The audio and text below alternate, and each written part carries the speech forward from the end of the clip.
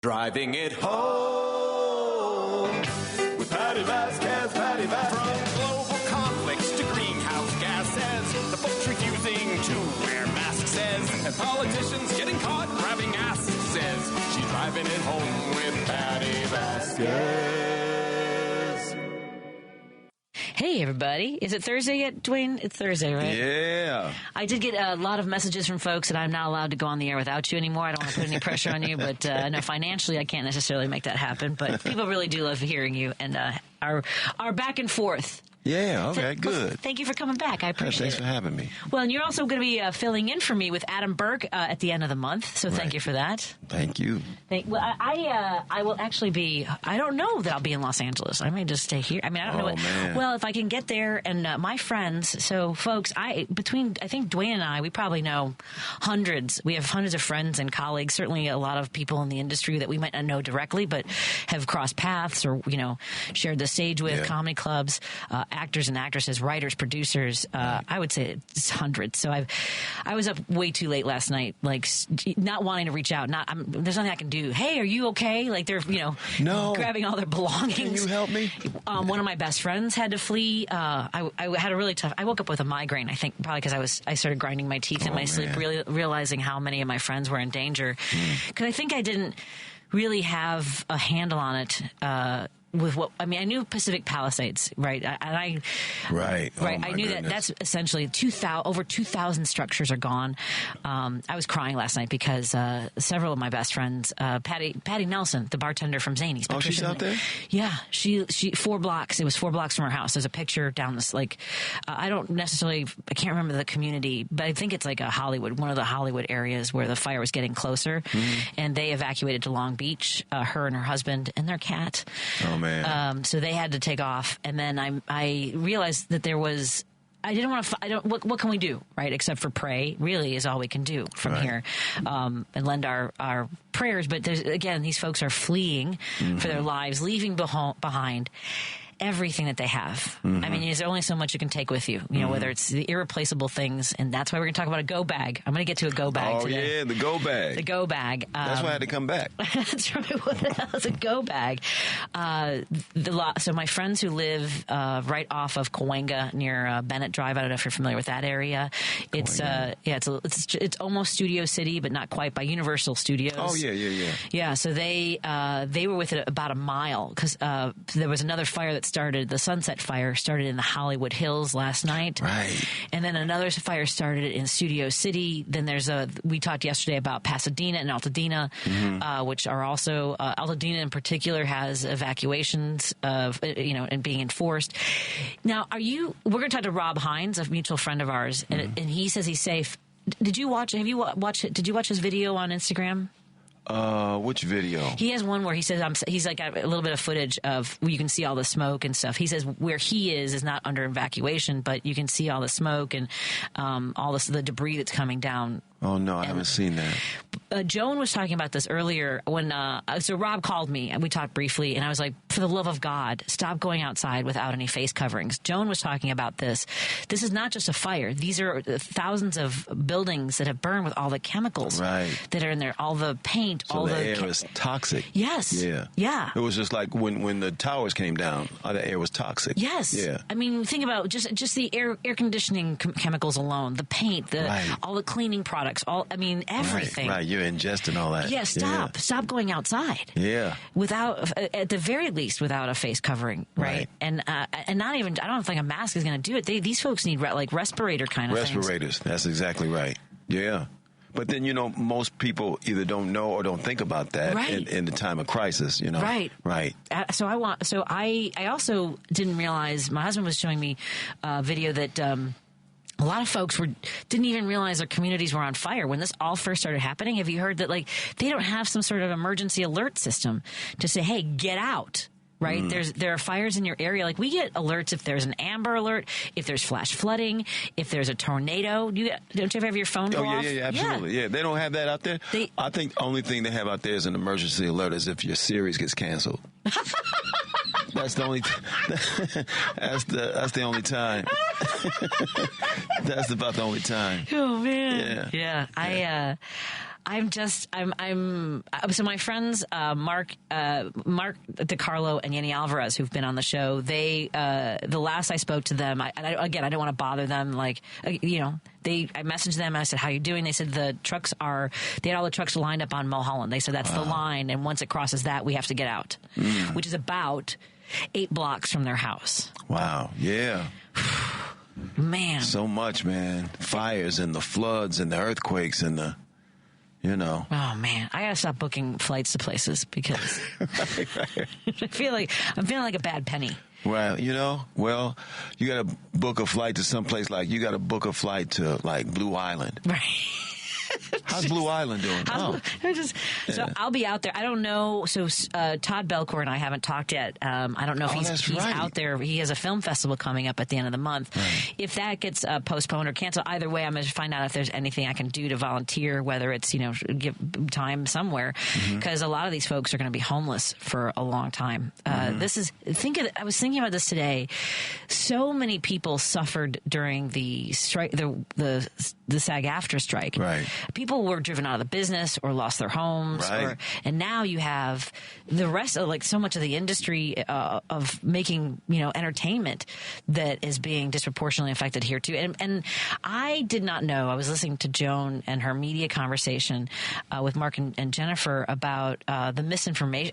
I'm not paying attention to any of that stuff. I had no idea. No, me, as we've talked about, and at some point I'm going to have to re-engage, but right now, all the conspiracy theorists now have swung into action. Yeah. But I sent you an article that made me so, and I woke up this morning and I didn't feel well, so it took me a little bit of time to catch up on what was going on until about this afternoon.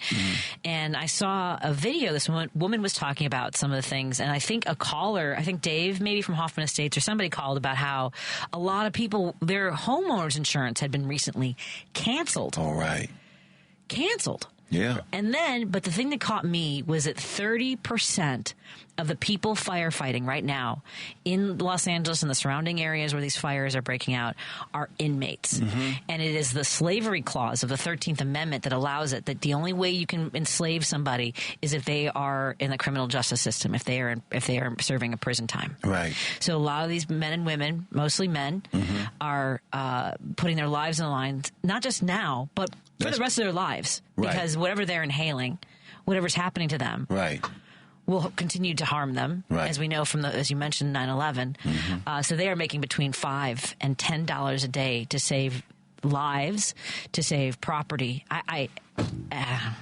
It's crazy. Yeah. Well, that's the whole. That's not the game, but. Like I said, once emancipation took place, now it's like, how can we re-enslave folks? Well, we'll just come up with all these bogus laws, the loitering law, the staring at white folks too long law, the whatever it is. We need more labor. Yeah, we need labor. And now with all the things that are going to be criminalized, what'll happen? All these the immigrants that we're going to exile from the country, we'll arrest them. Right. Put them in the prison, and now we'll make them work for free. Yeah. Yeah. Yeah, I mean, I really am. I'm at a loss. It's hard to have a talk show and be at a loss for words. It's not a great place to be. Well, because you want to keep it a talk show and not a rage show. Yes. Yes. Because Patti just left the building with a big old shovel, going after some people. I mean, what? The mayor of Los Angeles cut $17.5 million to the fire department recently. Right, but boosted the budget of the police department. Yeah. So I guess then you get your labor by having more cops to arrest more people. Right. Now they can go fight the fires. Right. Wow. Well, and this is not a new thing or revelation, but my thing is that I always feel like this system is constantly trying to herd people into the judicial system. Yeah. For profit. Yeah, because it keeps everything going. The lawyers, the judges, the system, labor, the food industry, everything. And by that, not just making a profit of it, because I also recently was doing some research on it. Like places like Walmart, like the produce that we get, that's also prison labor, forced slavery, forced labor, that they pick the produce that is sold in places like Walmart. Up to $200 million of the food that is consumed in this country is from forced labor from prison camps. Man. And a lot of those places are on former plantations. Right. Wow. So just another layer of what the frickin' frack? Am I crazy? Well, I mean, if you believe in karma, then you would have to say all of this is just a result of the whole thing started wrong. The whole thing started wrong. Yeah. Kind of got off on the wrong foot. Yeah, I don't know what other places were, I guess, colonized or where people migrated to, that there was already a culture existing and you decided you want to move in. I haven't done enough research into the history of where it's been done right ever. Because it always reminds me of a few years ago, and this is such a stupid way to frame this, folks, and I understand that. It's just the way my brain works. I was really angry as an 18-year-old. I took economics in college, and I couldn't understand it. I just couldn't understand, like, the macro and micro, and I remember having a TA, even he did, like, 40 minutes of explaining things on the board about, economy and supply and demand, and he stood 40 minutes, Dwayne, of I'm taking notes and writing it all down. He stood back and he goes, you know what? Never mind. Everything I just wrote didn't make any sense. Right. And so, and I got a D in that class. And then I found out later that people challenged it and they were, but he wasn't a good teacher and I just took my D. And then years later, when Alan Greenspan, during the crash, when the economy crashed after all the housing boom and an implosion and all these banks, like, basically buying properties, gaming on the system, that they were like, well, these people won't be able to pay. We'll make money off of the insurance that they can't pay. Like, this madness. And he said, what we didn't take into account, one of the things we can't measure, is human greed. And that's the thing that you and I talk about all the time. And I thought, well, this guy can't figure it out. I do want a better grade for my economics class back in 1989. Did you get in touch with anybody? Because, Patty, I know you would. Yeah, I'm just saying, if Alan Greenspan's like, I don't know, folks. We can't account for human greed. Right? Barbarism. This is what we struggle with. People who are empathetic, who don't have that bone in them to take advantage of others.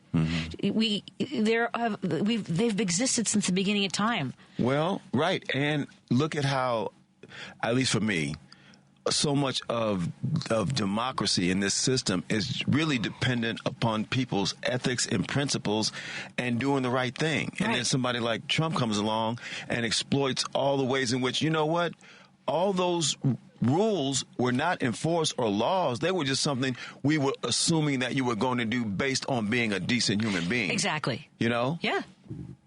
We just thought you'd be a good person. And then along comes a psychopath and says, no, but you don't have to do this. I don't have to do this. I don't have to do this. This is what I can exploit. He's like, oh, wait a minute. And then you realize, then I realize how fragile democracy is. Oh, democracy is not a law. Like they say, it's an ideal, and it has to be supported by those like-minded. But if you aren't like-minded, right. You can. I didn't realize what a house of cards it seems to be. Right. You know, now I know.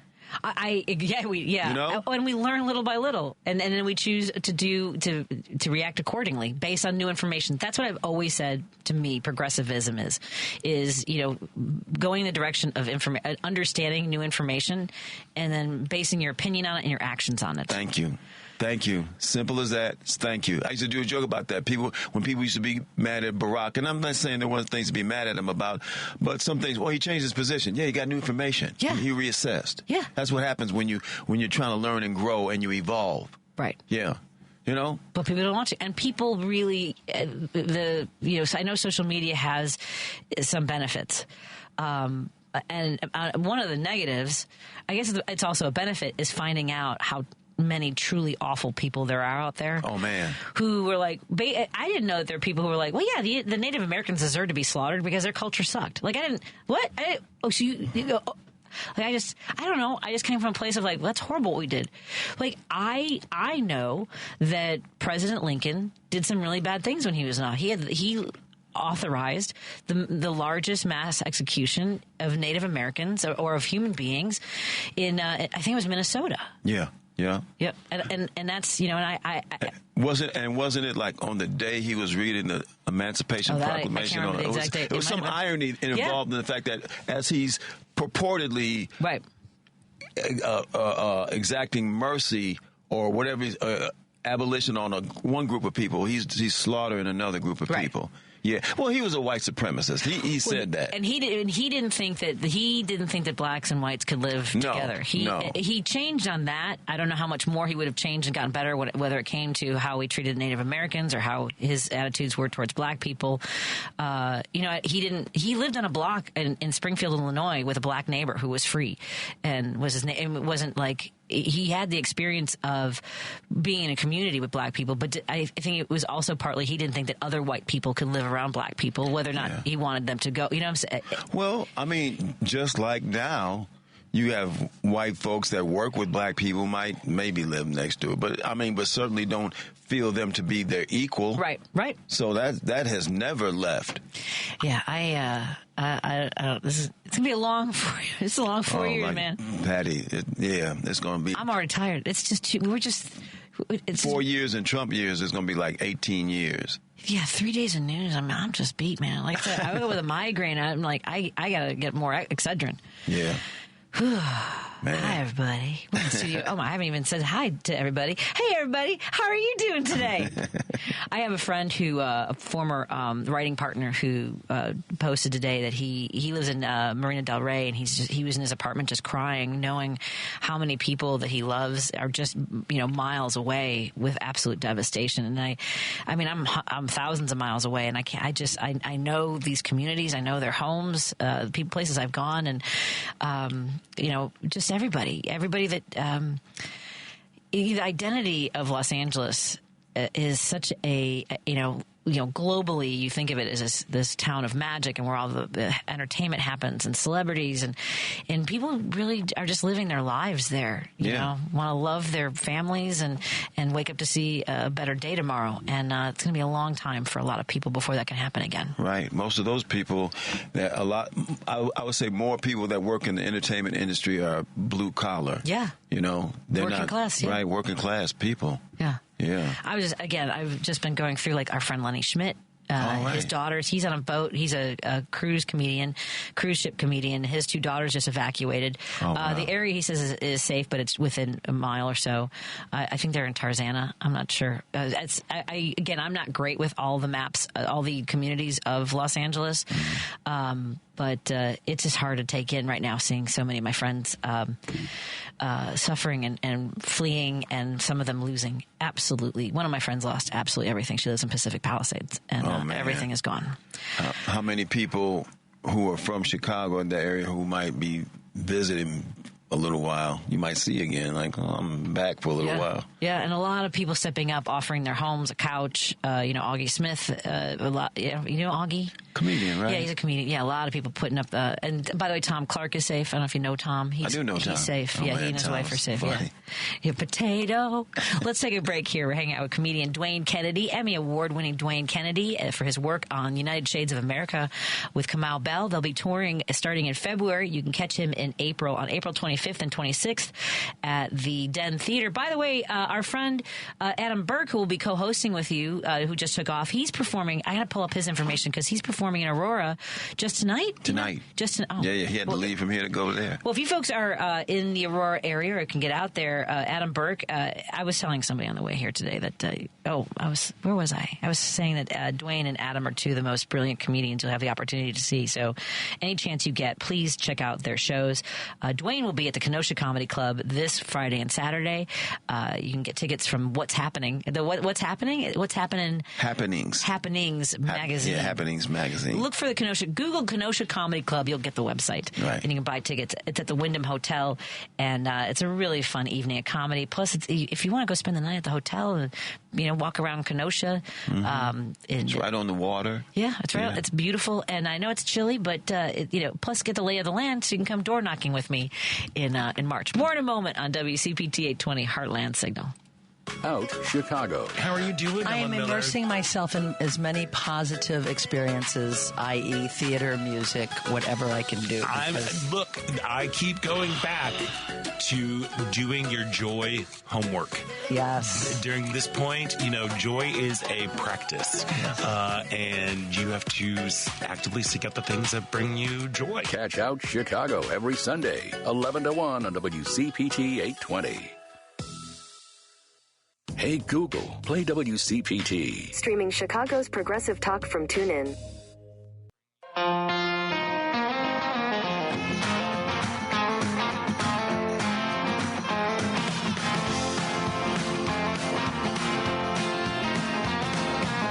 What do we do with the girl next door? She's got no choice like she did before. What do we do with the farmer's daughter? The court took away what her mama fought for. As the good old boys drinking whiskey and rye.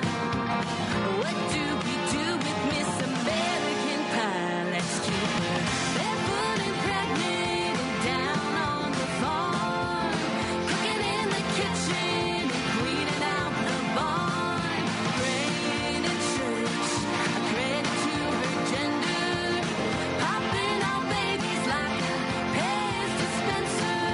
9 out of 10 evangelicals would agree. Let's keep her barefoot and pregnant like the good Lord meant her to be. Thank you so much for joining us as Dwayne Kennedy and I continue to drive it home. As I mentioned, it's going to get to the point where people are going to be angry when you're not here, Dwayne, so we got to figure out a way to... where's Tim Hogan? I thought Tim Hogan was joining us. Let me text him real quick. Did he say not to come in? Tim Hogan. He said, that's all right. He's at round 5. Coming? I text him, are you coming?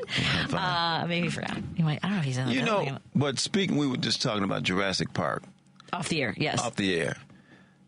I mean, did you ever... have you seen any of those? I saw all of them. Okay, this All is of the thing. them. I saw the first one. Okay. How many have there been? About 300? Oh, it's a lot. It's a lot of movies. There were the 3 originally, and then there's been like 3 or 4 more. Recently, there's another one coming out. Right. But isn't it... It's basically the exact same story every time, no? The first one is well done. Did you like the first one? I did like it. Then the next 2 are kind of people who are now that people are kind of like thrill seeking and going to this old island, and then they have an accident, they end up there. I can't remember. There's one of them, and then there's people trying to recreate it. Now it's like an amusement, like basically the original idea, make it an amusement park. Chris Pratt plays like a trainer for some of the dinosaurs and stuff, right. and then everything gets out of control again. And then one of them is where like the dinosaurs are like out free, like basically in nature. Here's the thing. I went down a rabbit hole of, I got you. I went down like a rabbit hole of like Godzilla and King Kong recently. Oh, huh? Did you watch any of those? Not lately, but I heard that there's one, what is this called? Godzilla. It's supposed to be really, really good. Is it the one with so there's like an Inner Earth one where they like Kong. I don't know which one I'm watching, but I'm in the middle of one. I was trying to fall asleep. You can't fall asleep to a King Kong Godzilla. No, it's a little loud. Yeah, it gets a little loud. Yeah, they'll keep you up. I need a crime series, something where people are just getting shot rather than like monsters destroying the Coliseum, dozing off on the autopsy. Oh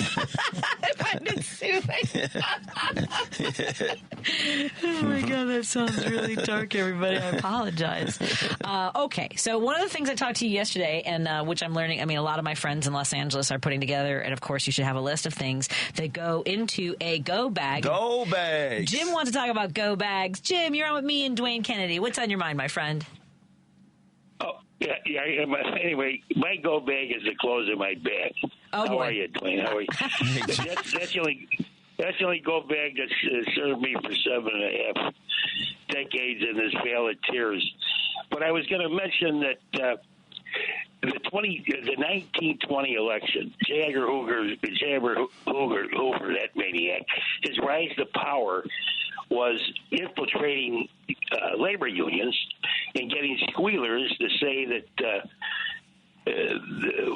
repeat what they said in their meetings and so on and so forth. So he started out with about, 50,000 index cards. He ended up with about 500,000. All the intellectuals, W.E.B. Du Bois, I think heard of him, he was not only waxing and waning for freedom for Africa, but also freedom for the English from India, Egypt, and especially Ireland. He wanted Ireland to be free. And so they were thinking about deporting him, getting rid of him. So the country has been racist, and anti-immigrant from its, at least the first part of the 20th century. From its inception, right? Right, absolutely. Mm-hmm. And then you've got the Klan was very, very active in the 1920s. God knows how many people they took out and shot and stabbed, and I mean, just horrible reports of killing a pregnant woman and then cutting her baby out and setting it on fire. I mean, just unbelievable atrocities. But yet, the people were willing to go along with this stuff, just like they're willing to go along with this maniac today. Right. What I would ask this guy, if he was in front of it, I'd give a year of my life to see this in a congressional inquiry. He sat there and asked him, "What is the deep state? Can you articulate the deep state for me?" And then I don't know what his reply would be. And then who is the enemy within? Can you identify? Can you name any of these people the enemy within? No. And I'm sure that he couldn't do it. Because everything is a television production with him, and everything is the internet. That story about eating cats and dogs, he got from some lunatic on the internet. I heard the night before he used it in a debate by two psychos from Ohio. So we're still in the same quagmire. The tragedy is that Harris would have been just the antidote to this. And again, Patty and Dwayne, why 12 million people, registered voters, didn't vote? I can only imagine. Can you imagine getting your vote in mail to vote, and you ignore it, and you just, the heck with it? That is very curious, Jim. I'm wondering that too. What do you think? Yeah, I don't know. Would you wait around for 4 years for another vote? In other words, if I got my mail-in vote in the mail, and I just sat there on the kitchen table, wherever it was at, and they go, I think I'll ignore it this time, and Well, Jim, not to. It's a vote for Trump. Go ahead, sorry. Yeah, no, I didn't mean to interrupt you, and I don't know if Patty goes here with me on this. I've broached this topic before, but do you think possibly that this election was fixed because some things just seemed very curious, like when early voting started, and then they asked Donald Trump, "Well, do you think this election is fair?" And he said yes. And he never thinks anything is fair unless he thinks he's going to win. And remember, he was reassuring people that you don't have to worry about voting. And the fact that he won every swing state, I don't know, man. It just seems a little suspect and dubious. Yeah, not only that, but think of this. The Supreme Court jumped the gun for the first time in American history and gave him all kinds of extraordinary powers. Not just that. Did you see that Sam Alito and Donald Trump had a phone call the other day? No, well, sure. Well, they're sick of Steve. Because Sam Alito wants to get a job for somebody on Trump's administration. Wow. See? Yeah. But I mean, they seem to have known. It was like you knew what the results of the race was before the race was over. Yep. We used to call it a boat race. We used to call it a boat race in Chicago. That was a boat race. In other words, that was already run the night before in the barn. You know what I mean? It was just a production the next day. But I agree with you. I mean, this was why does a guy or a woman get a mail-in vote and say, "Well, I'll vote in 4 years," when they know what a criminally insane person that's walking into the White House. Right. Yep. Criminally insane. They've already stolen enough money as it is now. As I've said to one guy in the radio, I said, just back up their couple of trucks to Fort Knox, and I just wish they would take every brick of gold we had and just disappear. That would be, I'd pay the ransom for that, just to get rid of him, not look at this guy for 4 years. Yeah. Anyway, tonight I don't get that TV channel at Notre Dame. I'm a Notre Dame fanatic, and they're playing. Oh, okay. Yeah. They're playing the Keystone State tonight. Okay. And I've never missed a game since 1966, so I got to run out and see it. Anyway, you guys have a great night. All right, you Thank too. you much. You too, Jim. Thank you, Jim. Let me go ahead, before we go to the break, let me go ahead and get Victor's call, because I know he called the other day and we couldn't get to him, so I'm not going to let him make him sit on. I'm not going to make him wait. Oh, hey, okay. Victor in Salem, Oregon. Hi. Patti and Dwayne. Hey. Two of my most famous and favorite comedians. you guys, anywhere you're playing or headlining, because we need a good laugh now. Absolutely. More than ever. Yep, I agree. I just want to say that there's gold in them their hills. And what I mean is, if you want to make some good money, I mean, get rich, you need to go to California right now, because they're going to need 100,000 people to rebuild the richest area in the country. California is the richest state. Yeah. They make $4 trillion in GDP a year, and that area right there is probably the richest in California. And they're gonna be rebuilding the Pacific Coast Highway area and Santa Monica, and also the Palisades, and that's going to take a lot of work and a lot of people, and they'll be paying anywhere from $30 an hour to $100 an hour, and it's going to take years. Yeah. But that's why we need, if you are in the Midwest and you're a poor white guy, or even a black person, I was going to say, what about a poor black guy? Yep, that's exactly a black guy that's been underpaid, or Hispanic.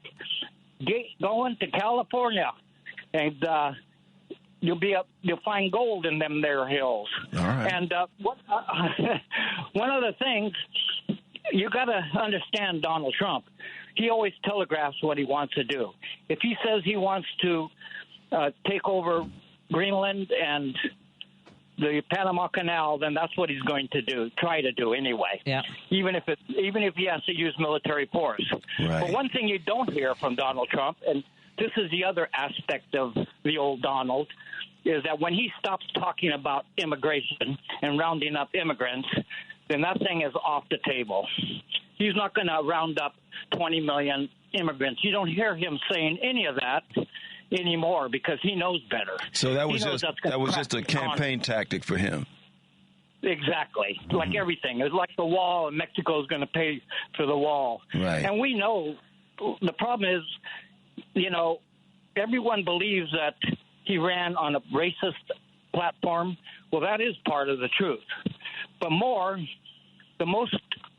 the reason why he stole this election, and I certainly believe he stole this election. I agree. And he passed, in red states, they passed over 200 laws to suppress the vote and throw out the votes of Democrats. And there is 6 million Democrat voters that were not counted in this election. And, right? Yeah. I think everybody in the world believes this election was stolen, and it certainly was. I think that in the next 4 years, the Democrats and you people in progressive radio, we'll need to fact check Donald Trump, because nobody else will. No, absolutely. Because Mark Zuckerberg decided he's going to quit. Yeah. Let me ask you how this looks.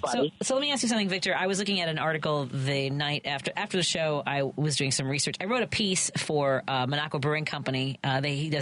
Kirk does a newsletter, and I wrote a piece kind of comparing, contrasting the fact that it's called Servant versus Tyrant, meaning with the life that Jimmy Carter lived, and as we lay him to rest today, and contemplating we talked about how he nearly eradicated the diseases from the guinea worm, building homes for people. He served in the military. We've heard a lot of stories today about what he meant to so many people and what he contributed, and in contrast with like the money grab, the power grab, the disgusting things that Donald Trump is doing through just basically pointing at the map and going, that's mine, that's mine. At any rate, I was doing some research on it. Would you want me to, let's say that there was a speech. Obviously, I'm not going to play any of his speeches unless I can distort and change his voice to sound like a toddler, like the toddler that he is. I'm trying to find ways to do that. But let's say on that speech, there was a writer for the New York Times who did go through and point out all the things that were lies. So is that something I should do every day? Is just hopefully find somebody that's doing that work? I can't do all the fact checking, but find the people that are and make sure that everyone's aware. No, you don't want that. Okay. No, I do want that. You do? But Okay. I agree. You wouldn't be able to keep up with Donald Trump. I need somebody else. Yeah. Yeah, he in his last 4 years sitting on the Oval Pot, he told over 30,732 lies. Right. Now, he's on pace now to break that record. And that's why they decided, well, we can't fact-check them because this is going to look bad when he beats his record of 30,972 lies that he told when he was in office last time. So you're right. You can't do it all, Patty or Dwayne. What we need is an army of dedicated Republicans and what am I saying? Dedicated Democrats and some Republicans, of course, but Democrats in Congress will need to be very vocal because Donald Trump is going to try to push so much crap down our throat, like taking away Medicare, Medicaid, Social Security, the post office, that, you won't be able to keep up without going crazy, honey. And that's the way it is. And that's the way it is. That's it. I don't know. Ding, ding, ding, ding, ding, ding, ding. You're going crazy. Exactly. Yeah. Well, and you can't depend on mainstream news because they are already working off the playbook that has already been planned, prearranged to make Donald Trump be normal and to push through all his agenda. And so they're not reporters any longer. They're part of the big propaganda machine of the Republican Party elites. Yep. And we know that Elon Musk is the wizard behind the curtain, pulling the strings, and Donald Trump is just basically the water boy, telling everybody what the billionaires want and what Vladimir Putin wants too. Yeah. So he never had a singular idea or thought in his head. It's amazing, but he can manipulate the media. He is a very good propaganda person himself. Yeah. And he knows what works. But it takes people willing to believe the lies, like the Panama Canal is run by China when it's not. It is run by the Panamanian government, not Chinese soldiers. But you have all these folks who just lick everything up that he says like thirsty dogs, and believe it and think that China is running Panama Canal with soldiers. Well, what happened is over 30 years ago, they've been using right-wing radio and the white evangelical ministers and Republican elites, in government, that run the government in Republican-run states, and they've been feeding this garbage of hate and fear of Democrats. It's not only black people or Hispanic people, but it started out the hate mongering against Democrats. And so after 30 years, you're going to believe of brainwashing, you're going to believe everything they say. Yep. That's the problem we're facing with. And we need to get the word out in those areas. I hope there will be some comedians that go down in the red areas of our country and try to convince them, which is almost impossible to do, and realize that they're voting against their own interests and the interests of their family. But it's going to take some hardy folks to get down there and spread the gospel of truth and reality to these brainwashed, I'm not going to say morons, but you know what I'm talking about. Adults. Well, thank you. Yeah, we got a lot of work to do. Victor, I'm so glad we got to talk to you, and I look forward to talking to you again very soon, my friend. Talking to Patty and Dwayne. You guys, I listen to you all the time, and you're right on point, and you're ahead of the game. Oh, thanks, Victor. Thank you. Yeah. Well, talk to you again soon. Book us for a show. Tell the Comedy Club. Keep up the good work. All right. Tell the folks in Salem, Oregon that we should be headlining. Yeah. You too, my friend. Take care.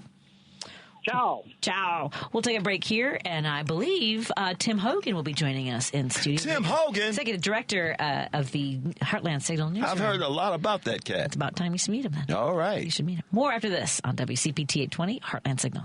Stephanie Miller. It's another true Stephanie Miller Show story, Chris LeBoy. Yeah, from with Jane in St. Charles, Illinois. It's real. Stephanie Miller fans are everywhere. We're meeting in parking lots. It happened just yesterday. I got to my car after leaving the grocery store. There was a woman loading her groceries in the car. She had a radio on to WCPT 820 Progressive Radio. I couldn't resist. I said, I think we would qualify to say that we listen to the Stephanie Miller Show. We both laughed and said, yes, we would. I love it. Stephanie Miller, weekday mornings, 8 to 11 on WCPT 820. WCPT 820, Chicago's Progressive Talk, where facts matter. You're listening to Driving It Home with Patti Vasquez on WCPT 820. Thank you so much for joining us as we continue our drive home. Joining me in studio is comedian Dwayne Kennedy, Emmy Award-winning Dwayne Kennedy for his work on the United Shades of America with Kamau Bell. They'll be touring together starting in February with a date in Chicago on April 25th and 26th at the Den Theater on Milwaukee Avenue. This weekend, you can catch them at the Kenosha Comedy Club right there at the Wyndham Hotel at the Harbor Friday and Saturday with 8 o'clock shows. Find the Happenings magazine. And Happenings magazine. And Happenings magazine. And joining us is Tim Hogan. Who's the executive director of the Heartland Signal newsroom. I feel like I haven't seen you in forever. It's been a while. I would just like to say I have not won an Emmy, but it's always been rumored that I may be in contention. Yeah. It's always been rumored? That's what people are saying. It's always been rumored. People say. I'm always just right off the list. Oh, I got you. Oh, okay. Yeah. I have to say, you came in and I said, how you doing? And I feel like you have the same energy I have when people act. Like I can't lie to them and be like, I'm great. Whenever someone tells me they're great, I'm like, okay. Mm-hmm, right. Good for you. Right. Congratulations. What are you tamping down? So I can't. Saying Happy New Year was impossible for me. I was like, happy? Right. New Year? I think we could just be on vacation forever from this, but we're in week one of the year. We're not yet in week one of the Trump administration. Right. We're maybe invading Panama, Greenland, and Canada. What's going on? Yeah, and I do think there's a part of it too that it feels weird. I don't think Democrats really have their feet underneath them. No. Yet. I don't think we know what we're doing. Which is a little scary, which happens after you lose, but it's an odd, we have not fully regrouped, and it feels very different than 2017 where we could be like, this is not normal, and everyone mobilized. Now it's kind of normal because the guy won re-election. So, how do you fight back against that in a way that's effective? I don't know. Well, and I think, for a lot of people, it's a larger sense of dread because of we know now what he's capable of. I knew in 2016. I remember that was when I really first started posting on Facebook. The thing I posted was, "This is a nightmare," but I had no idea what a nightmare would look like. And now, Well, yeah. Yeah, no, and now with the people that he has around him that he's nominated for his cabinet, that he's appointing on staff, thought it was bad in 2017, 2016, but at some point it felt like at least those people were kind of Republican establishment business, like Rex Tillerson as Secretary said, I guess, people, we're in a world where Marco Rubio gets picked as Secretary of State and we're like, oh, thank God. That's how not good things are. Right. Yeah. And the attempt to make Matt Gaetz anything. Oh my God. That was the scariest, in my opinion. Now that he has a show on OAN, Is that where he's at now? Yeah, he has a nightly show on OAN. Oh, have you not seen this queen on this show? Because he's got to get a new makeup. He's got to get a new makeup artist.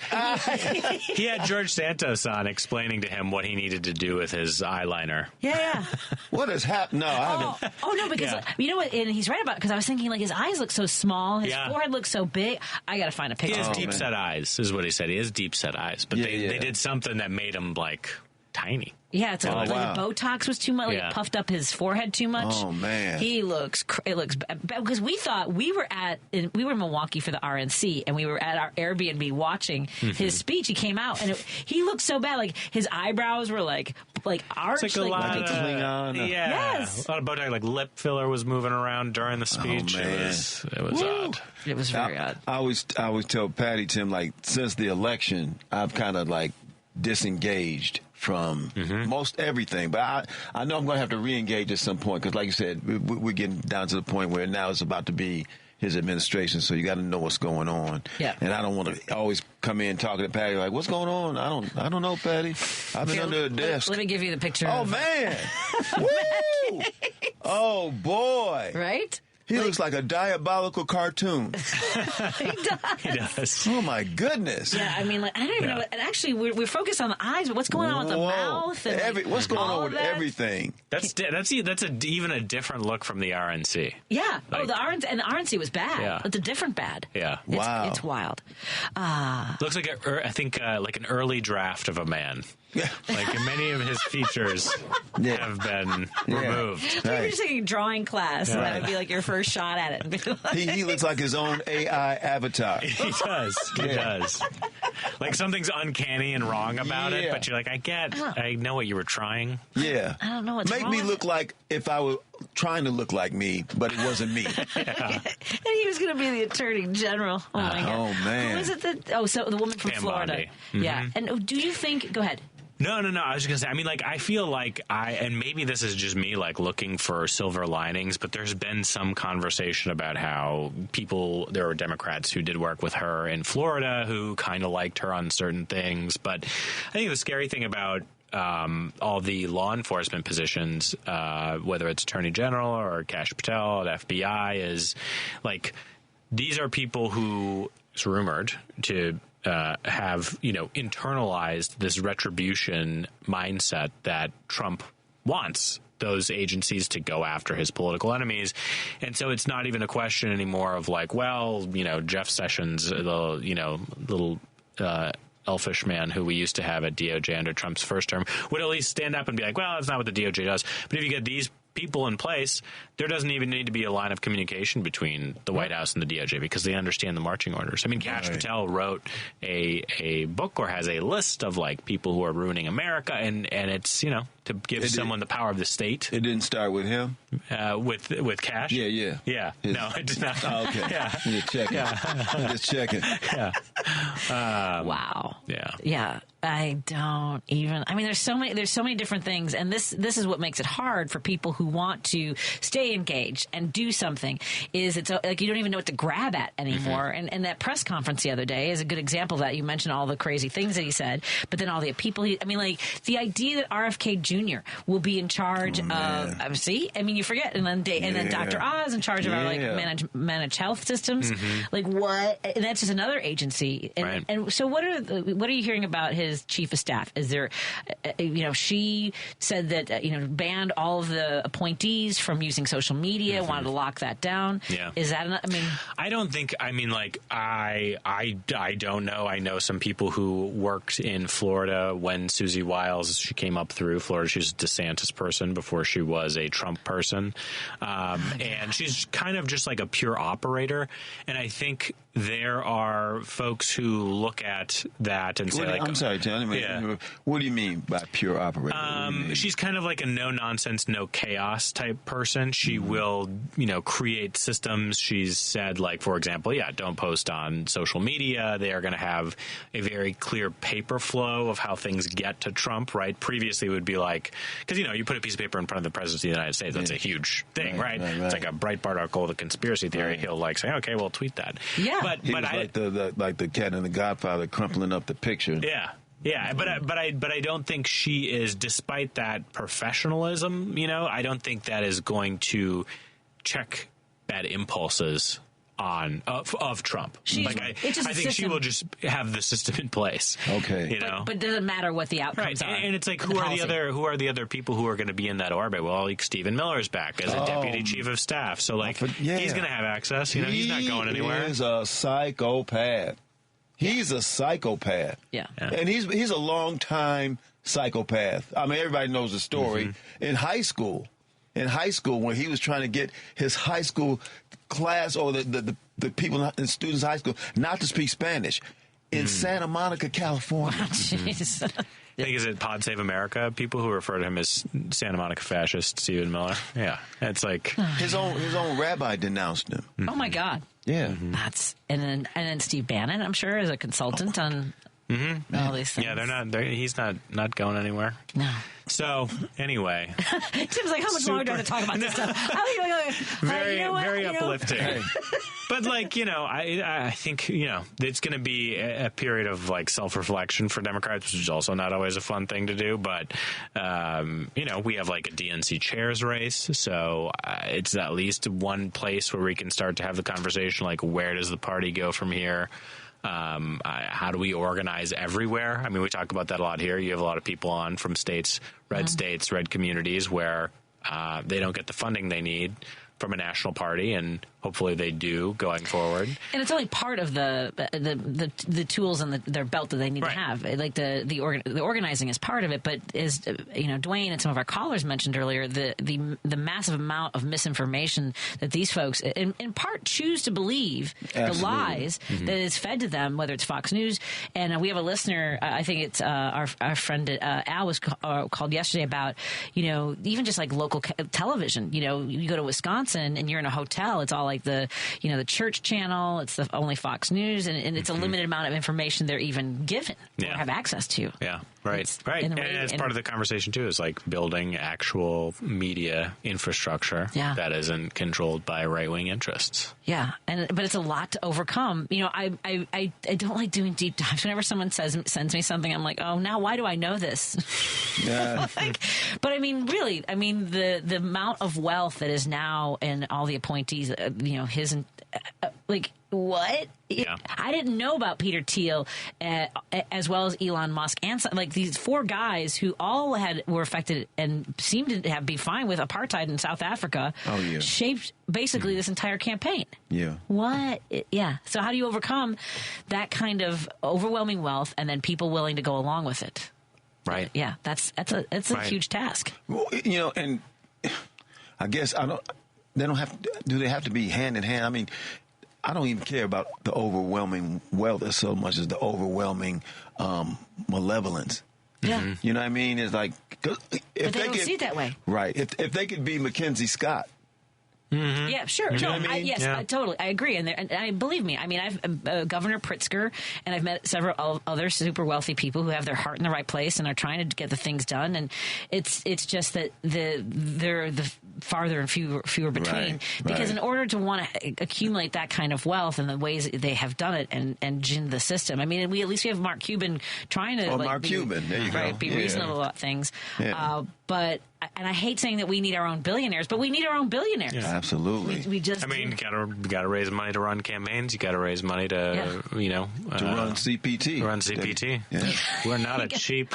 Operation here, folks. No, well, and that's why it does matter, folks, when you hear our sponsors on the air to listen to the people that that are supporting our station, that are putting money into this, and make sure that we keep going. And if you know of any companies that are invested in the future of our democracy, please send them our way to Steve Lessman and say, hey, we'd love to promote you and get people engaged with your products, with your company, with your services. Yep, that's what it's going to take. It is S. Lessman. LESSMAN at WCPT820.com. Exactly. Yeah. I'm just saying, keep not just the lights on, but the democracy going. Buy some more lights. Right. Buy some more lights. Buy all the lights, people.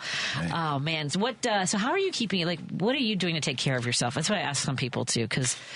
Yeah, we're not, are we? I'm not doing a very good job. I went to Japan for a little bit. That was did? Fun. Yeah. That's cool. Yeah. Had you ever been? Never been. Oh my gosh, it was amazing. 7-Eleven there. Did you almost stay?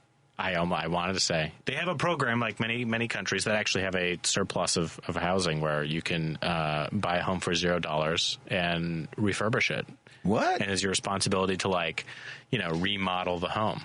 Yeah. Now, did I just read that in an Instagram post? And if you ask me any follow-up questions, will I be able to answer? Absolutely not. Same thing in Italy. But it is a program. Italy has a surplus of home, and there's places where it would be really hard. It's zero money to get a house. Very rural. Very rural, or extremely hard to get to the supplies and resources. Do you have to tend to a goat?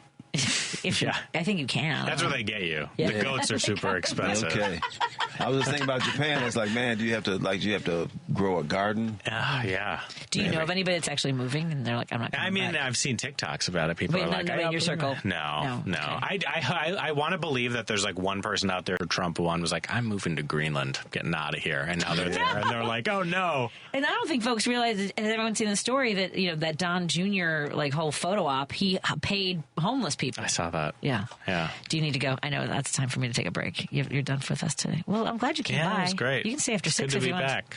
It's going to be back. All right. Well, hopefully I'll see you more often. We need to make a plan to get together and powwow. For sure. About, this whole democracy thing and how we're going to do our best, do our part. Everybody's got to do their part. Right. Thank you, Tim. Of course. Everyone follow the Heartland Signal newsroom. What's the best place? Is it still X? You just follow us on X. Follow That's my my other X. unpopular theory. I will save it for another day. But people should not leave X. Do I'm not leave leaving. it. Don't leave it. I'm not leaving it. I just am not. Because it still has the highest number of daily active users, monthly active users. It is where news breaks. It is where reporters live. It is not a great place. But many places are not great places. Mm-hmm. I don't think Threads is very good. I think Blue Sky, you can go there. It's great. Definitely an echo chamber. And I don't think in an election where we just lost and we're not in, we will keep talking about, like, are we in the right politically adjacent spaces and the right lifestyle spaces? I think it's a bad instinct to think we need to leave a popular online platform. Retreat. That's my theory. Meet the opposition where they're at. I'm so conflicted. Yeah. I haven't deleted my account, and I did download my data. Just because I don't know how. That's good. Yeah. I'm not that. I have it, but I don't really engage on it. And even before all this happened, I wasn't. All right. Fine. All right. I'll take into consideration, Tim. Great. Thank you. All right. Thank you, Tim Hogan. Follow Heartland Signal on, the best place to get all their news. Just go to the website. Heartlandsignal.com. Mm-hmm. And you can catch all of our shows, catch up on past shows, interviews, all that stuff. And definitely, they have great stories every single day. And we'll be touching base with Tim again as often as his schedule allows. All right. Thank you, Tim. Be well. Thanks. All right. Let's take a break here. We'll continue with me and Dwayne Kennedy. Sorry I'm late for everything. We'll continue our conversation in just a moment.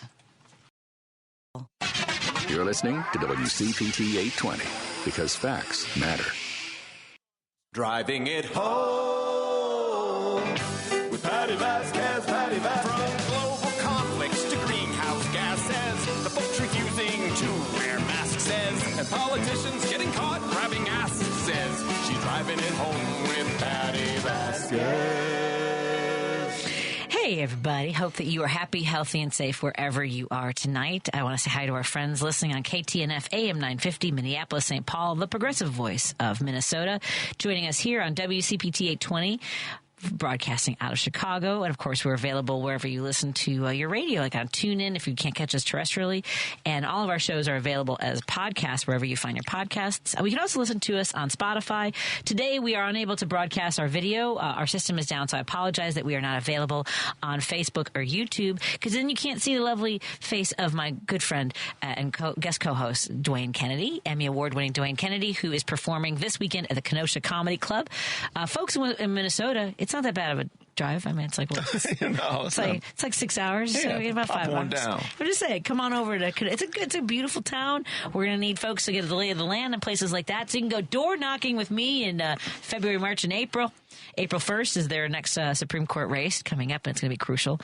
Okay, Dwayne, we are going to have our friend Rob Hines call. We're going to talk to him in about 20 minutes. He's a friend of ours that lives in Los Angeles. I was up very late last night.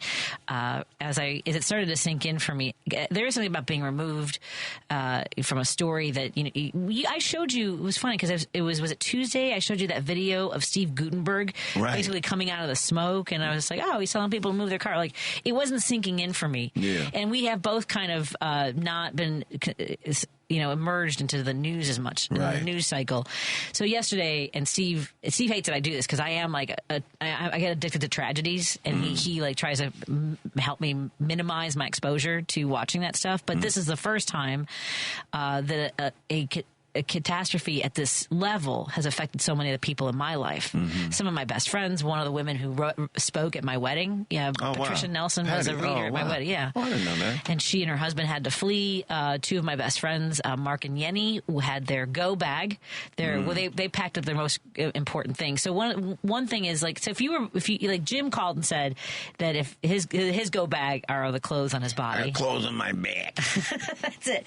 Do you know what you would grab if there was an emergency? Like if you knew you had time to grab something ahead of time, like would it be photos? Would it be maybe heirlooms from your family, something that was important throughout generations? Well, if it's an emergency, I know you're supposed to like grab water, right, and flares and a gun and some beef jerky. Right. See, you do know what a go bag is. And a tent. Yeah. Yeah. Well, that's a lot to carry. Well, my go bag isn't, it's a slow bag. It's a slow bag. It's weighing me down. If you had time, though, if you knew that there was, like, I have all, in the event of a flood, if we have a lot of stuff in the basement, the nicest things that we have, like, whether it's photo albums, I make sure that those are all, like, in sealed tubs. Oh, that kind of thing. Yeah. I've invariably made go bags over the years, and I have, like, I used to have emergency bags in my car, because we used to be on the road a lot. Right. So I would have, like, a extra change of underwear, blankets, sweaters, extra socks, and a large, empty, cleaned out peanut butter jar in the event that I needed to take care of I was not able to go to the bathroom. In case you had to go. In case I had to go. Because, the folks that got trapped on Lakeshore Drive. Oh, that's right. I used to I had a bit about, now I can't remember because it was right after it happened. When was that? I want to say it was like 2000. Roger Badish, who is also a regular listener of the show and a former coworker of mine at WGN Radio, was one of the drivers trapped on Lakeshore Drive. Oh, man. So he would better be able to let you know. He can text me if he wants. I want to say I could Google it. 2015, 2014? No, I think it was a little earlier. Somewhere like 12, maybe even 13 or so. Okay. But it was interesting. So I used to make jokes about it. And then poor Roger. Roger actually has a book out talking, including that story. Let me Google that too. But Roger Badish was, and I used to make fun of him, and I feel bad about that. He's been through a lot. But author Roger Badish talks a lot about his career. I mean, he used to work for like Mayor Jane Byrne and everything. Oh, man. And so the book is The Unplanned Life. The Unplanned Life is the amazing memoir from broadcaster, educator, PR man, and bon vivant Roger Badish. Oh, that's cool. So he talks and he writes about it. And the picture on the cover is of like someone taking a picture of him in his snow-covered car on Lakeshore Drive. And I remember one of the reasons I think the biggest reason I made fun of people who were stuck on Lakeshore Drive, Steve and I were standing in our kitchen, and our tradition is I always make a big, huge pot of chili on snow days. Like I'll be making chili this weekend. Every time it snows, if it's going to stick, I make a really good chili. Oh, yeah. Crazy good chili. Oh, man. I'll try to bring you some. All right. And by the way. Yes. I owe you a container, and those beans were great. Those ham and beans. I got to bring you a container. Steve makes the soup. I make the chili. Okay. He's a soup man. He's my soup man. All right. Yeah. He just made a pot of chickpea, kale, Italian sausage, tomato. It was really good. Last night's was really good. Oh, man. He made lentil last week. Yeah, he makes a lot of soup. Okay. So I was making chili the day of this big snow, and it was a massive snowstorm that we knew was coming. And Skilling was calling it almost minute by minute when it was going to hit like O'Hare Airport, when it was going to hit Lakeshore Drive. It's going to be coming in at like 2:31 off the lake on Lakeshore Drive. And he said, stay off the roads. So I had a bit about and I said, my bit was we're Chicago drivers, how long are you sitting in traffic? You're like, let's open up any minute. Any minute now, this will start moving, right? Like, is it 2 hours? Is it 3 hours of not moving? You go, oh, this is not going well. Right. Because what happened was a accordion bus, one of those extended buses, flipped over. That was how Lakeshore Drive got blocked, especially on that one side. I think it was the northbound side. Oh, man. So then people couldn't the winds were so bad, you couldn't get out and walk. I mean, it must have been so frustrating to be so close to civilization, but be unable to leave. And they had firefighters going out and making sure people had water and stuff. Then one night when I was making fun, I was talking about how, I'm sure there's like a Ruby Tuesday, like right over there somewhere. I know it. There's no Ruby Tuesdays off Lakeshore Drive. But this woman said she had gone gone to the grocery store for supplies, and so she was able to eat the food that she had bought. She had bought like a rotisserie chicken and stuff. Oh, wow. And I said, so, but I mean, she was in her car for like till the next morning, till like 6 a.m. So like Lakeshore Drive, I think, got shut down like at 3 p.m. And then they had the waves that came over and it froze, right? It froze cars. And, all that. And so I asked her, I said, how did you relieve yourself? And she didn't get out of the car, and she went into like the plastic bags that she had bought for. That was a lot of information that I got from her. Oh man, well, you know what? Then on that note too, I'd get some like Depends and all that kind of stuff. Depends. That's why I was thinking about getting some of those just anyway. Yeah, just to have them on hand. You know what I mean? I'd never have to take a break. I'm ready to do a marathon session. Standing in line, going to concerts, all that stuff. But so I used to have a bad. I don't go on. I refuse to take road gigs where I'm driving by myself through places that might have a lot of snow. Oh yeah. I did a gig in De Pere for. And actually, he reached out to me. Pete Schwaba had a gig in De Pere, Wisconsin, and then I had to come back the next day and drive through Chicago to go to Indiana, and both nights were massive snowstorms. There were semis jackknifed, cars in ditches. I was white knuckling through. I'm like, this is it. I am not putting my life on the line for $375 anymore. I was like, this is crazy. No. So I don't have to have the go bag for that. But I've kind of fallen behind on like making sure that I have something in case we just have to go. Right, whatever that is. So here's some of the things that I generally, and I need to restock. So bottled water, as you mentioned. I actually have this. You're going to find out how much of a little bit of a fatalist I am. Or I'm not a doom prepper, folks, but I do have those. There's these straws that you can use. It filters water from like standing water, so that it cleans it. Yeah. So I bought those. That's a good idea. Years ago, I have enough for me, Steve, and Declan and Griffin to have 4 of these portable filter straws. And then you should have things like your toothbrush, toothpaste, deodorant and wipes. I don't know if I would worry about deodorant as much. Nah. I'm okay. We have a hand crank radio that acts as a flashlight. I do have one of those. Oh, yeah. I have one so that you can hear what's going on. We have, you need a portable cell phone charger that's always charged. I've been falling behind on that. Notepad, pencil, and marker.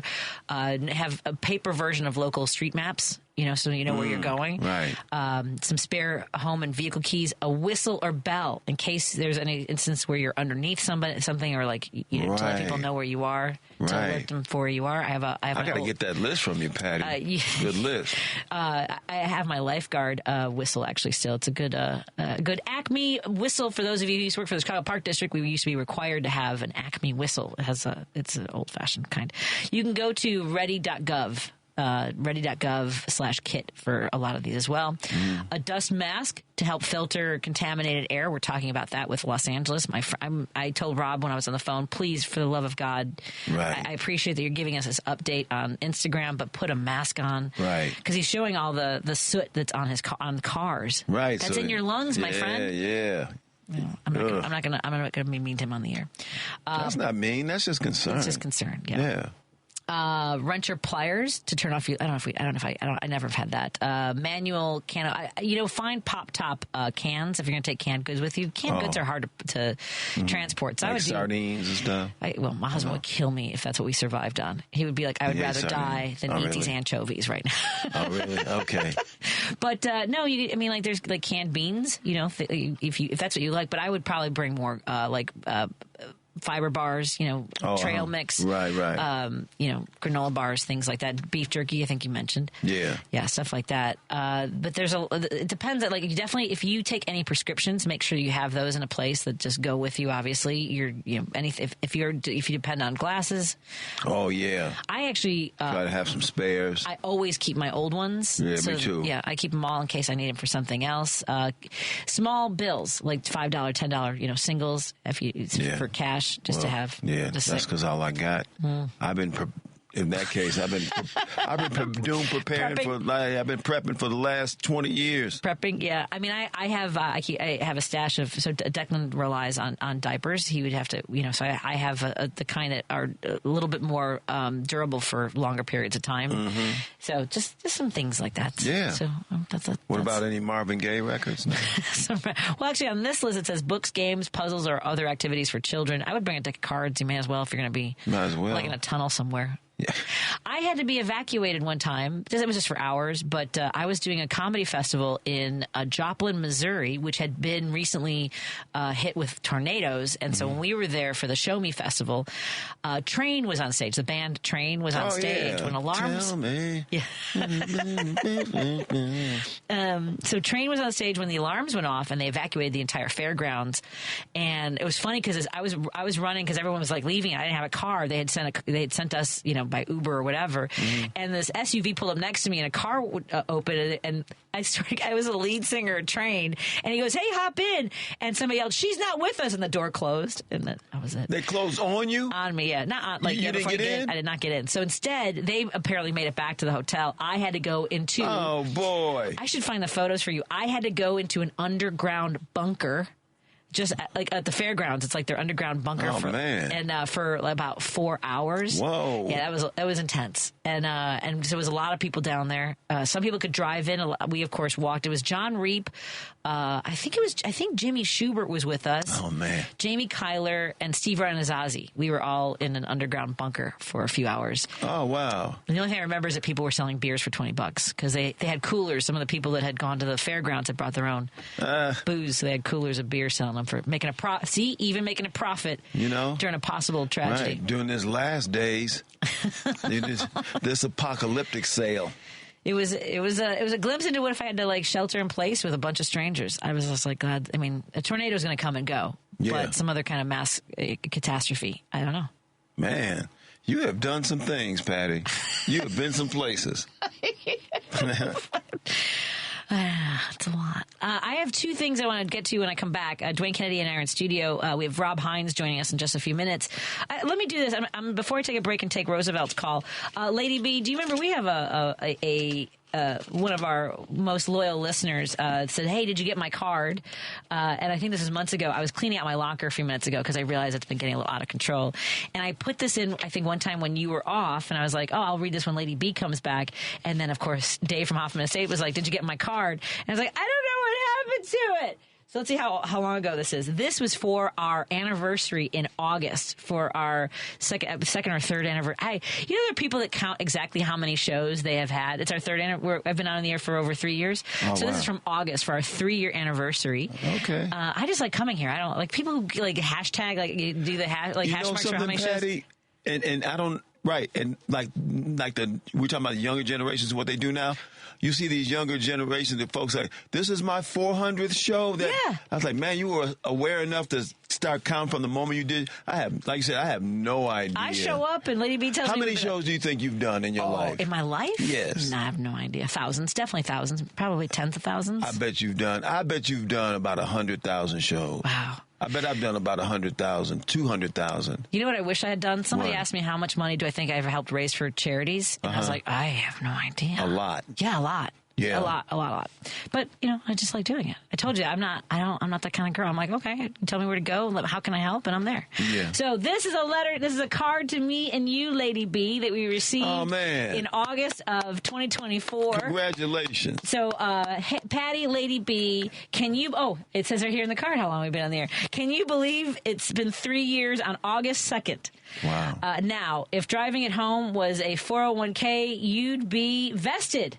We would be vested, and we'd have. I guess that means we would start making money now. Oh, okay. I thought maybe you'd all get a vest. May you both get another 3 years and beyond. Thank you for letting me give my 2 cents. And Lady B, you know how much I like to joke, and make you laugh when we talk while I'm on hold. And you're in between fielding other calls. Oh, so she'll take Dave's call, and then she's like, someone else is calling, and then she'll come back to Dave. Aww. Oh, man. Well, my wish for the both of you is good health and never give up the good fight.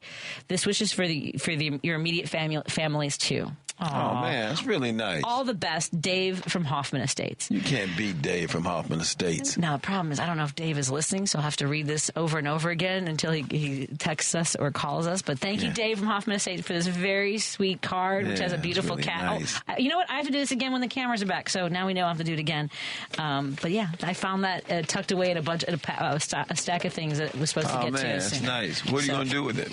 I'm going to keep it because I have to read it on the air again when the cameras come back. Are you going to mount it? Oh, yeah. I'll put it up somewhere. I'll make sure this is up. Yeah. But I also have to make sure I don't lose it again. So I'll definitely put it up so that we don't lose it. Yeah. So thank you, Dave from Hoffman Estates. When we come back, we'll talk to another one of our wonderful listeners who's on hold right now with me and Dwayne Kennedy on WCPT 820 Heartland Signal and KTNF AM 950 Minneapolis, St. Paul. Get your go bags ready, people, because we got to go. And there's a lot of stuff happening in the world. Yeah, man. Just saying. Alexa, play WCPT. WCPT from TuneIn. You're listening to Driving It Home with Patti Vasquez on WCPT 820.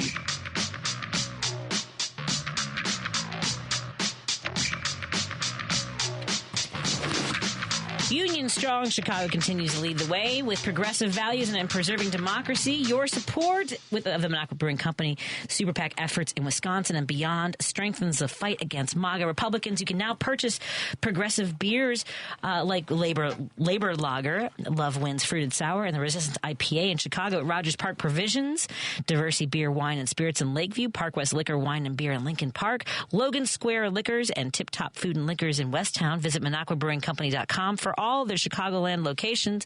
And to my Chicago neighbors, no matter how much our teams suck, please always remember to drink responsibly. Sorry, Jerry, I know that was intended for Chicago only, but I also want to remind folks, I'm sorry, I didn't have my phone on. I had to recharge it. So thank you, everybody, for sending messages, including Jackie from Pride Roasters says that if you want to celebrate the anniversary of Snowmageddon, February 1, so it was February 1st, through the 2nd, right? It was it lasted all night. What year? Patty and I, Patty, what year was that? She says she would love to talk. She and her wife, Patty, would love to talk about it. We were stuck on, I forgot about this. So they were stuck on Lakeshore Drive for 14 hours plus other adventures, but they'll only come and talk about it if you're here. Who's here? You. Me? Yes, you. So let me know if you're available. I won't be back until February 3rd. We could do it before, because you're filling in for me on January 29th, 30th, and 31st, which would be about the anniversary. But you want to come in every day that week. So we could do it the Monday after, either the Tuesday before or with just you. But they're great. Patty and Jackie are fantastic. So let's figure that schedule out. And then tomorrow, I know that you're not going to be able to join me tomorrow because you are going to be in Kenosha at the Kenosha Comedy Club with shows tomorrow Friday at 8 o'clock and Saturday at 8 o'clock. I will be interviewing one of the candidates that I plan on going door knocking for as much as I possibly can in Wisconsin. And we have we're going to be interviewing Judge Susan Crawford, who is running for the Supreme Court of Wisconsin. Well, if anybody's capable and going to be thorough with knocking on doors, that's you, Patty. Well, I'm going to... What is your technique? What's my technique? Hi, my name is Patty. Thank you. Sometimes I thank them for coming to the door. Hi, my name is Patty. I'm a volunteer with whatever campaign. I went back and forth in Wisconsin. I wasn't sure if I should say I'm a Democrat because you want to have that conversation even with people before they close their door. Like when I ran for office, people would say, "Are you a Democrat?" And I would pause. I'm like, there's no sense in lying to people when they ask you a direct question. But I would. One of the things that I would do, especially if I knew the candidates, I would say, "Hey, I'm here helping my friend, whoever is running for office. I'm helping my friend Amy, who is running, or there were some candidates that I knew personally. Lorenzo Santos. My friend Lorenzo is running for county board.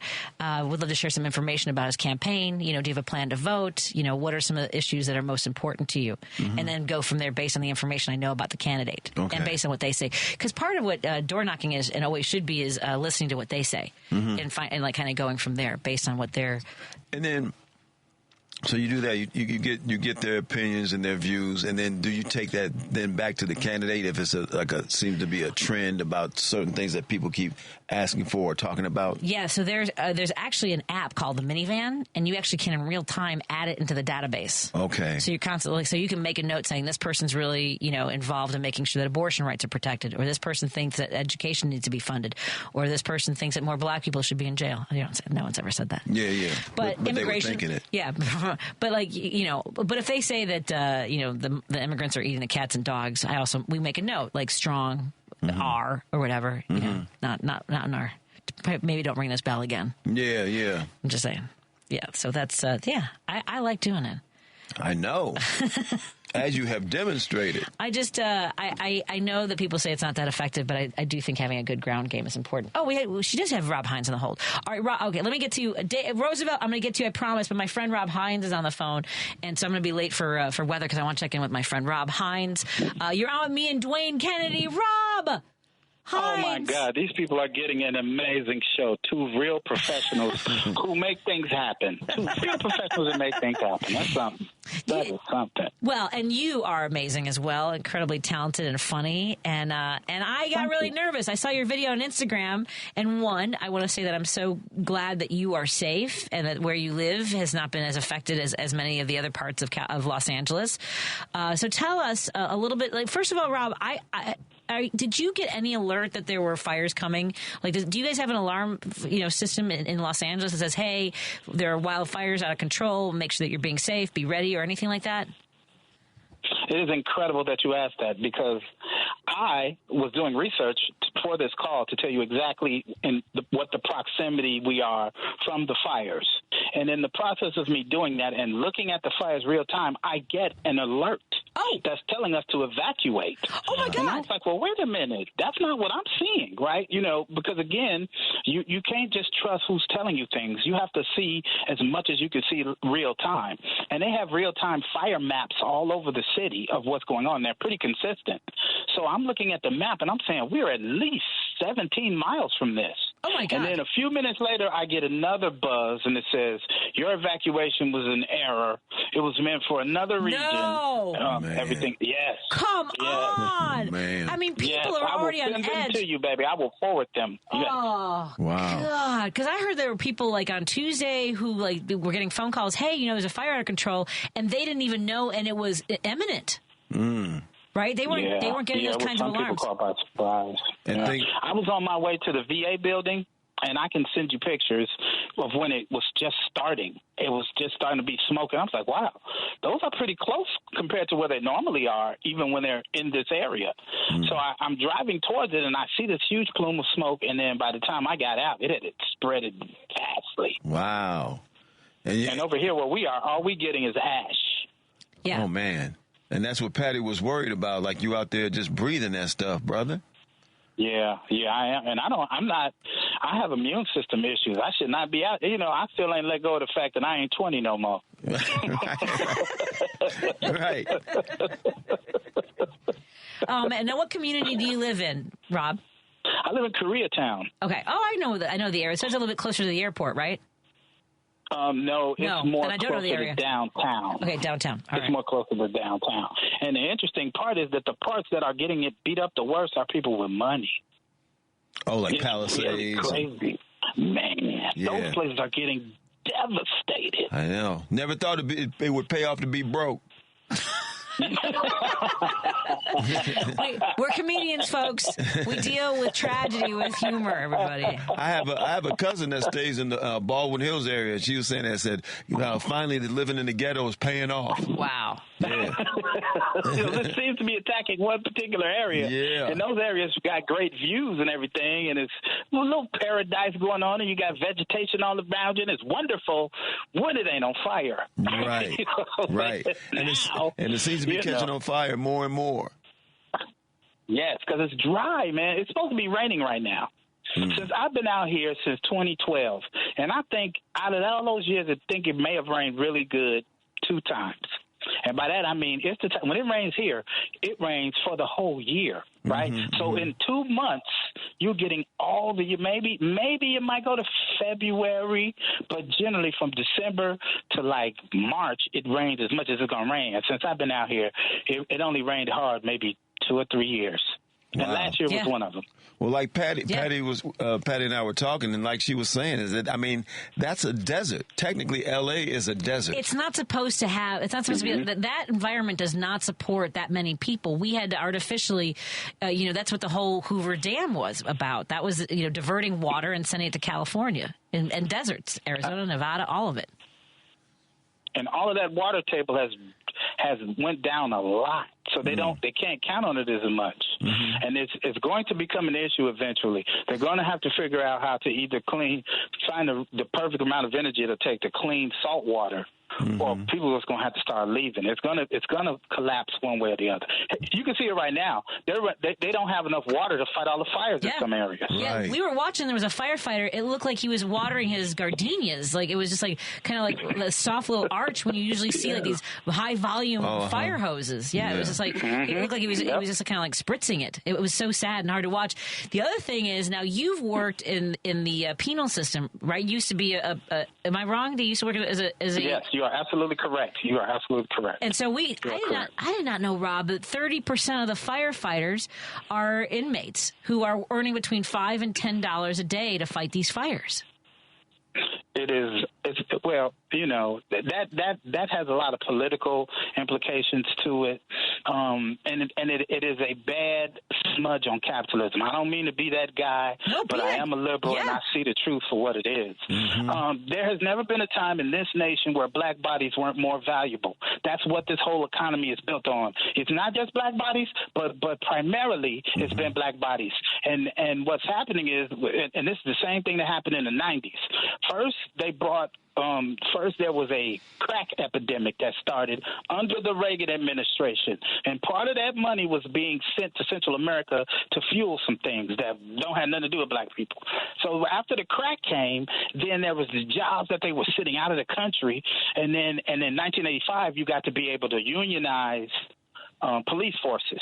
And so what winds up happening is just like when in the 20s when they started locking black people up for vagrancy, well, they started locking black people up because they didn't have manufacturing here in the Midwest anymore. So all these towns start getting these prisons, right? Those for-profit prisons, right? Absolutely. But the regular prisons do have to be maintained. Yes, absolutely they are. But the regular prisons have to be maintained too, right? The regular jail systems, the biggest line budget items in the Cook County is the hospital and the jail. Right, those are the things that they spend the most money on. And since that's the case, all of these people who weren't getting jobs in the Midwest before are now getting jobs to be police. It was almost all black people at the jail because they didn't pay anything, right? And then all of a sudden, it started getting more money and started putting more white people. Then that created a whole nother dynamic of people to be versus, right?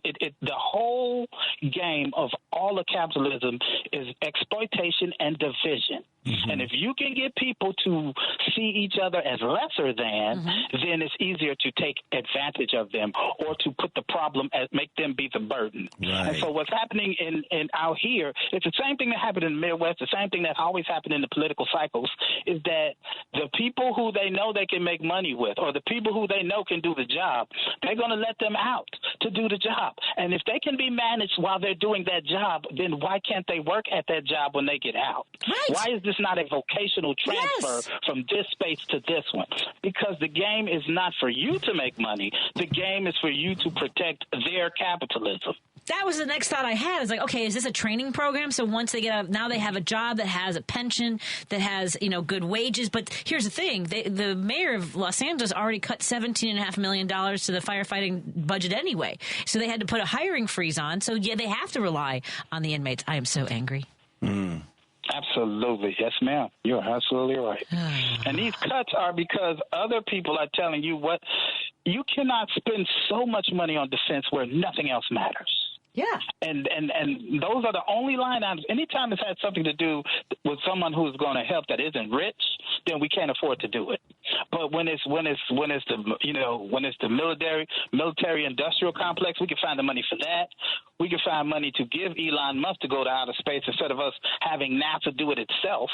You remember when we used to do that? Right. Now we privatize everything. So all of this money, all it is creating more oligarchs. Yep. Yeah, we've consolidated. The 2/3 of this country's wealth is owned by 10% of the wealth. The 10% that is the wealthiest. Wow. Oh, and the rest of us are just fighting over the last 1/3 of the wealth that's left. I was going to let you know I'm not one of those people. Me neither. Yeah. I don't know where you at on that scale, Rob, but I'm not.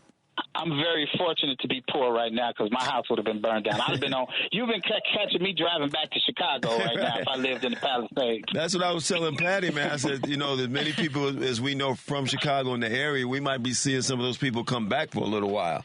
Absolutely, because there's nothing there. All of that stuff it's amazing. There's a little winery that we used to go to in Malibu. We went to a couple of times. I can't remember. I think it's called Roseland or Rosemead or Rose something or Rosenthal Winery. Okay. Wife just told me what it was. I know. I heard we went there a couple of times. Wonderful place to hang out. Really cool. And it's really nice. It's gone. It's gone. It's burnt to a crisp. It's gone. Man. That's awful.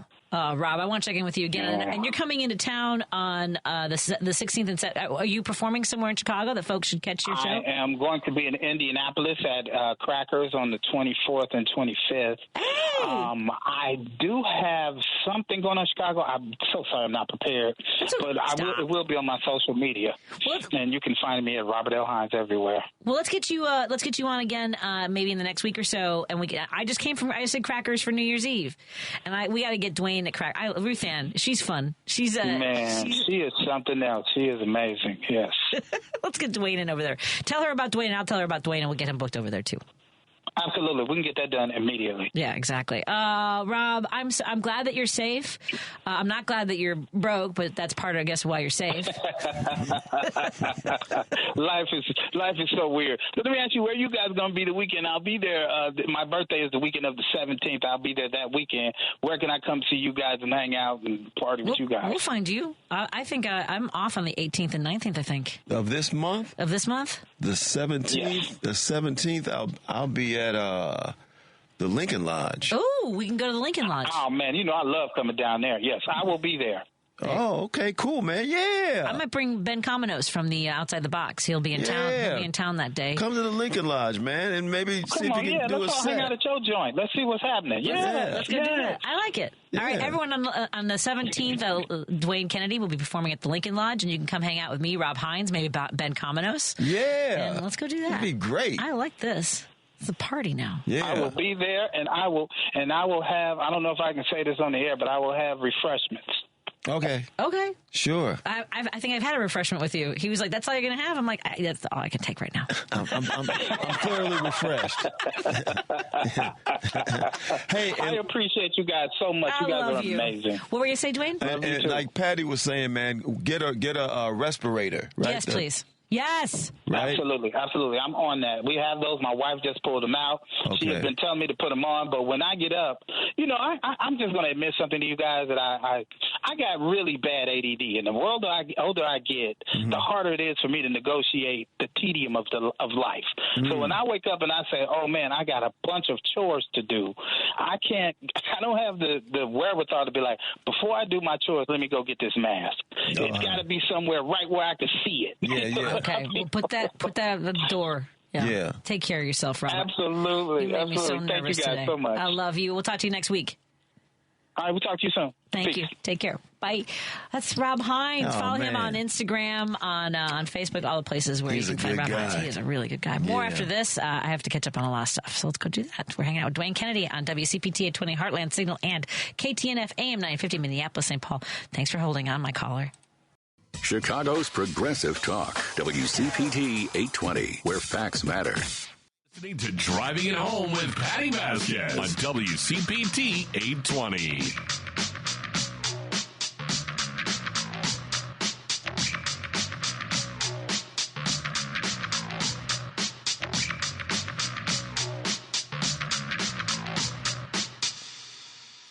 Thank you so much for hanging out as we continue to drive it home. And Dwayne, I might have to take another break right now. Because I have to.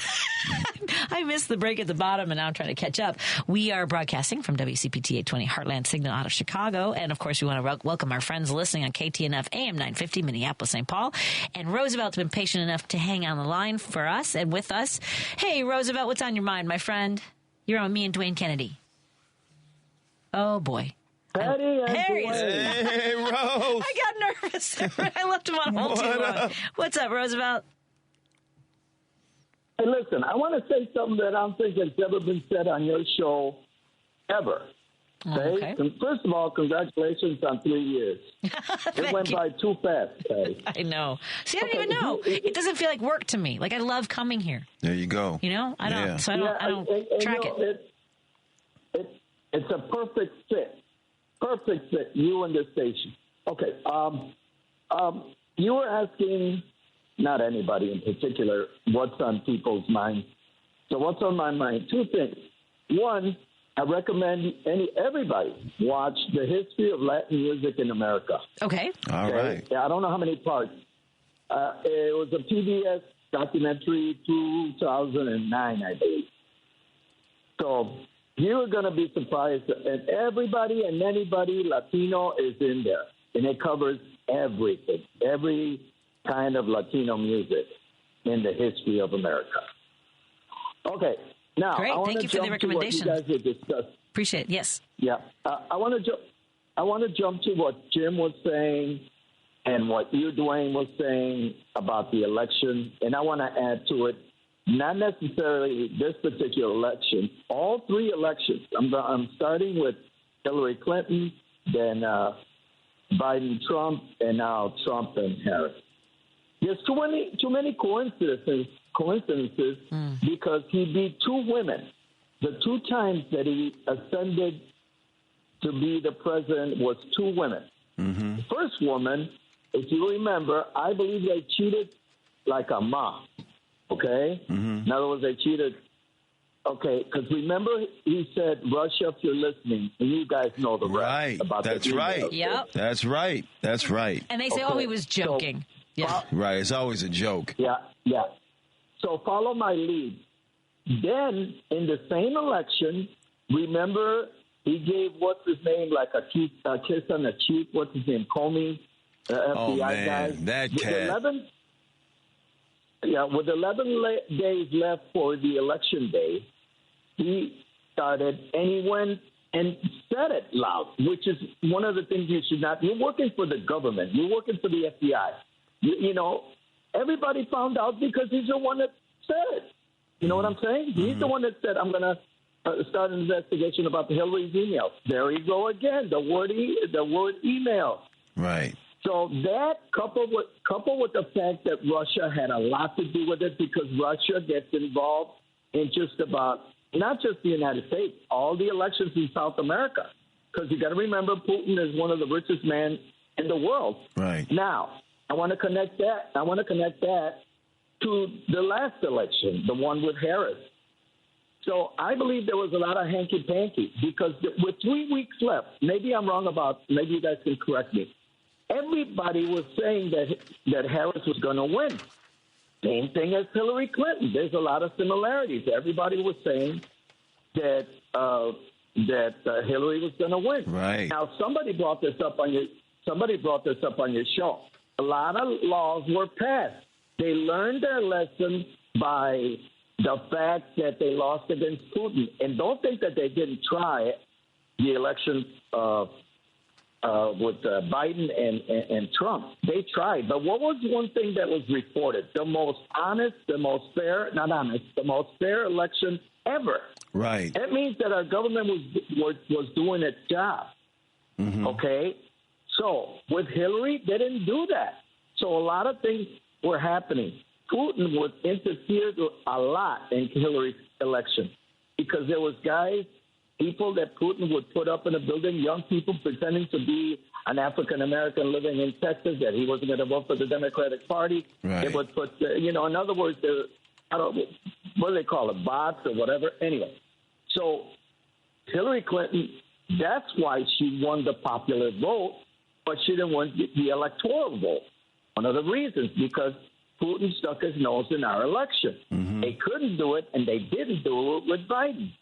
Okay? Now, with Harris, to your point, Dwayne, there's a lot of weird stuff that happened. Mm-hmm. Okay? Why will people discuss it with the Democratic Party? Why? You guys mentioned it. Jim mentioned it. How many 12 million people that are Democratic didn't show up? Right. So doesn't anybody ask themselves, why is it so high, the number? Yeah. And how can everybody be wrong, Patty? How can everybody be wrong again? Which is the same thing that happened with Hillary Clinton. Everybody was wrong. He won the electoral vote. So a lot of stuff was done in all these states. Yeah. And it started with the election against Hillary. What I mean by that was that just look past those 3 elections and think back. It all started with Bush. He stole the election in Florida. Right. Same thing. Why Florida? Why Florida? Why? Because his brother was the governor of Florida. He fixed it. Yep. He fixed it down there. Yeah, man. And then we found out that Gore. So as time went on, they perfected their way of the steal. And as I hate to use the same word that Trump uses, but they did steal this election by letting Musk and Putin. Remember, there was conversations between Musk and Putin. Same thing as what you guys said about the guy in the Supreme Court that just had a phone call with Trump. Which, by the way, updated news, breaking news that the Supreme Court has ruled against Trump's plea to have the stay of his sentencing. Although Sam Alito, Clarence Thomas, Gorsuch, and Kavanaugh all thought that he should be able to stay his sentencing, but Justice Roberts in Amy Comey Bryant said that he should Barrett, yes, should appear for his sentencing on Friday because the judge has said that it would not be significant. Yeah. I'm gonna shut up because I want you guys' opinion, but I'm gonna end it with this. It just seems so weird that within 3 weeks, and remember, Musk interviewed Trump. Remember that? Yep. He interviewed him more than on Twitter. 3 weeks till the election. Yeah, he interviewed him about the fact that Musk had fired people and all connected to the unions and all that stuff. So it's all connected to the rich people. All of them are rich. Putin, Musk, and the guy you mentioned, Peter Thiel, right? Yeah. Yeah. So that's it. That's all I'm going to say. What do you guys think about everything that I tossed out there? I think that my brain has to put it away because there's nothing I can do about it. I think it is astounding to me. I mean, the shock that I felt that night because I was buoyed by the reactions that not just all the rallies, the conversations I was having on the doors, the enthusiasm I was seeing from people that I hadn't seen, that even seemed stronger than what I had experienced with President Barack Obama. It's because I think that in 2016 and actually in 2000, I really thought everything was going to, surely this is not going to be taken from, I think maybe I've gotten to that place of cynicism, well, this is it. This is what I have to deal with now. I think that's where my brain goes because apparently no one's going to step up and do the right thing or fix it or do anything that can make it better. I guess that's where my brain has to go of I wouldn't be surprised, but that's where I have to go. Sorry. Yeah. You need me to talk, or what about you? What about you, Dwayne? What do you think of everything initially I was sort of resigned to it, but now what can be done? Maybe, probably nothing. But I would still like to hear more people talk about it, push back on it, raise issues. If just to show that, that you're not the only ones that think it's nuts. We don't just think it's nuts, and we're not just going to let you just do that without having made some issue about it. I don't know. Just like in the way that Trump, for those 4 years, kept pushing a lie. I would like people to push back on what they believe is the truth. Yeah. Yeah. So I am so short on time, Roosevelt, but I appreciate you bringing that up, and you and Jim and Dwayne. I know that you reflect what a lot of people think. I don't doubt that something. Obama didn't want to do anything with Putin. He didn't want to make it seem like he was, weighing in and having any influence over it while he allowed. Not allowed, but I think that there was more that could have been done then in 2016. Can I say something? Sorry, can I say something real quick? We'll go. Asking is going to take longer. Go ahead. Go. I'm just going to say it like this. The thing that they know for sure is that we as Democrats, as progressives, meaning Obama and all the other guys, we follow the Constitution. So they already know our plan ahead of time. Yeah. They already know that we're going to follow the Constitution. We're going to follow the rules. The way Harris. Right. Exactly. So that, in a way, that hurts us. But sorry to say, there's got to be one party that's legit. You know what I'm saying? That follows the Constitution. I got to run this ad before I finish the show, so I got to run, Roosevelt. Thank you so much. Thank you. Otherwise, they won't let us do this anymore. Thank you. I appreciate it. Oh, no, I understand. Thank you. You're listening to WCPT 820. I don't even have time to run any of the music. I don't have time to get to all the texts. And thank you so much, everybody. And for the people who texted me and let me know the breaking news. Dave from Hoffman Estates, I don't know if I'll make that chili, but I'll think about it. Thank you for your card again. Dwayne is going to be at the Kenosha Comedy Club this Friday and Saturday, 8 o'clock shows.